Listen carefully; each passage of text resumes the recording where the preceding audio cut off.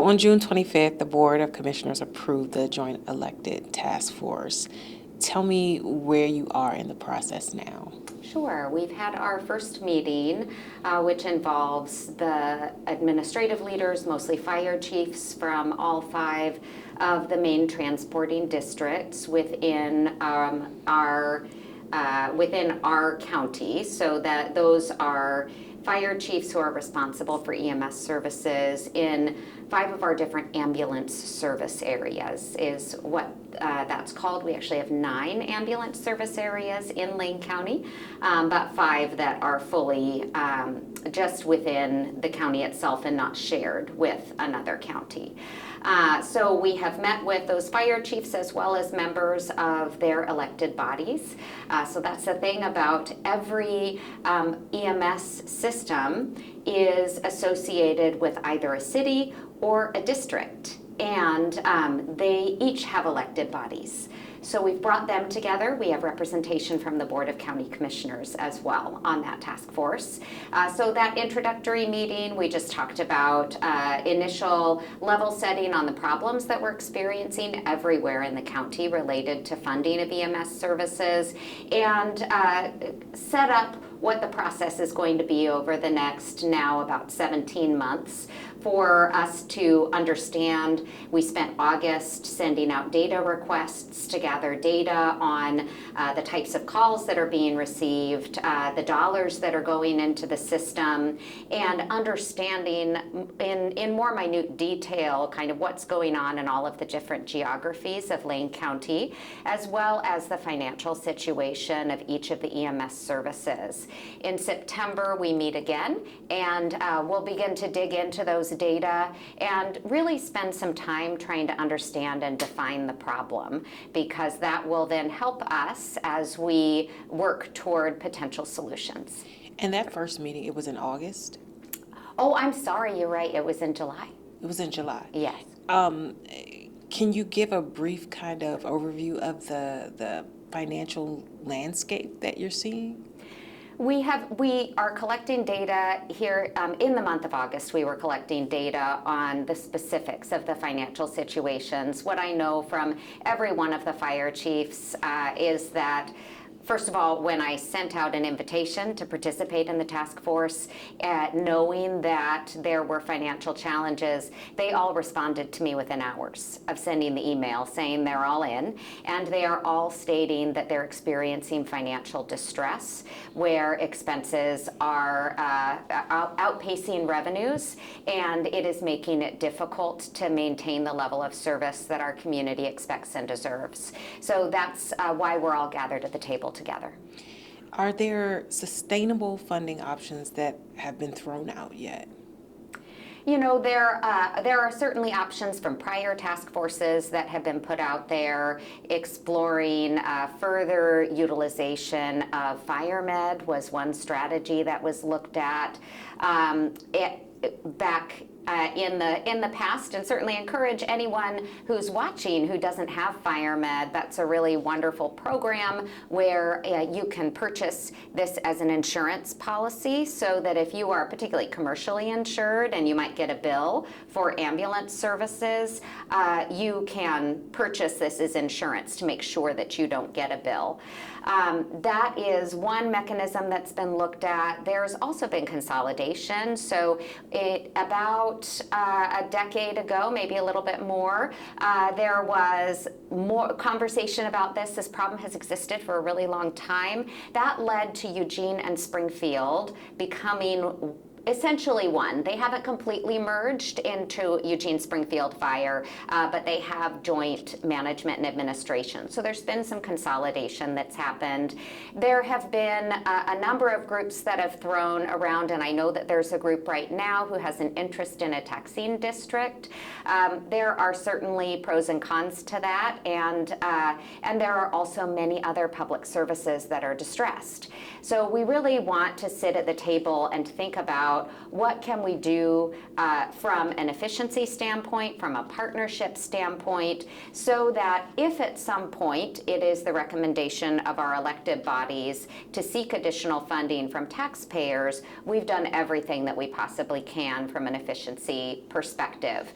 We are challenged with flat reimbursements for Medicaid and Medicare transports, which is the vast majority of transports, and there is no billing of Medicaid and Medicare patients that are permitted by law. So those reimbursements are limited and definitely not increasing at the cost of inflation, which is putting additional challenges on city budgets and fire district budgets to make up the difference. How much does ambulance cost, transport cost, and what is the reimbursement for that from Medicaid and Medicare? I don't have the specifics on the numbers. I can tell you that like most places, like most parts of healthcare, Medicaid and Medicare do not reimburse for the cost of care.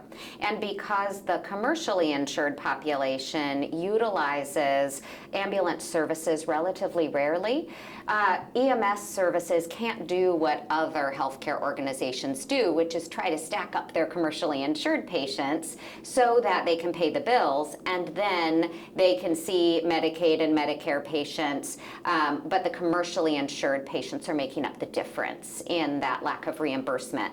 Because that model doesn't exist for EMS, the reimbursements do not come near covering the cost of transport, not to mention 24/7 availability, which has an increased cost just when you have to be available whether there's a call or not. So it's safe to say that the existing model is probably not the answer. I think the existing model, we don't see long-term sustainability for our fire districts and for our our EMS transporting agencies if nothing changes, which is why we're getting everyone together to really look at what are the solutions, and just really trying to emphasize we're looking at, as much as we can, efficiencies and expenditure reductions, knowing that we want to be really, really good stewards of public dollars. And if at some point we were to go out and make an ask, we want for that to be very, very well informed. Two more questions for you. You said 17 more months to kind of come up with solutions. What will the remaining time look like? And then that second part of that, the second question would be, when do you update the Board of Commissioners, the first update? We committed to coming back to the Board of Commissioners every 6 months to update them on the progress. And of course, any of the EMS agencies, if their level of distress accelerates during this period of time, we will have to have more conversation about what we do to wrap our arms around them and assure services are available. So much of this came up actually when Oak Ridge was on the verge of collapse with their EMS system, and we were able to work to identify some additional funding for them. They also implemented a fee in Oak Ridge in order to help support and sustain EMS services. So we would take those situations on a case-by-case basis over the next year and a half. We do know that for now, most of the cities, the districts have done their budget for this fiscal year. They have closed the budget gaps as far as they're aware of, and it'll be going into next fiscal year that we'll take a look and see if anyone's struggling to close that gap. Awesome. Anything I missed that you want our viewers to know? You know, I think that it's important for the public to know that everyone at the table cares really deeply about making sure that we have access to emergency services when we need it for when we are having an emergency. And that's very, very important. I think part of the EMS system is broken in many ways. There was a bill that did not pass in the 2025 session, which would have changed how EMS is structured and reimbursed. So in order for EMS to be paid, they have to take someone to the emergency room. They do not get reimbursed for just responding and treating someone on the scene. They cannot be reimbursed for taking someone to urgent care. They can only receive insurance reimbursement if they go to the emergency department.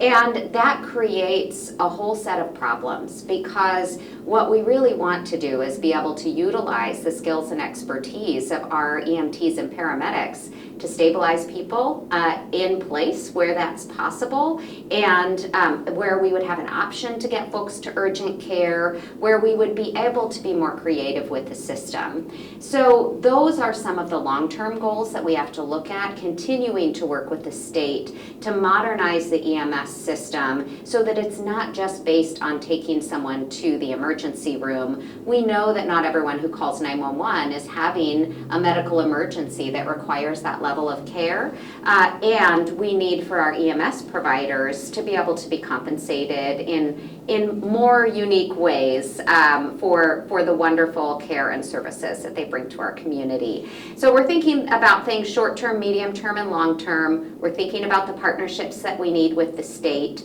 as well as the partnerships that we need with all of the elected bodies who oversee EMS services throughout our county.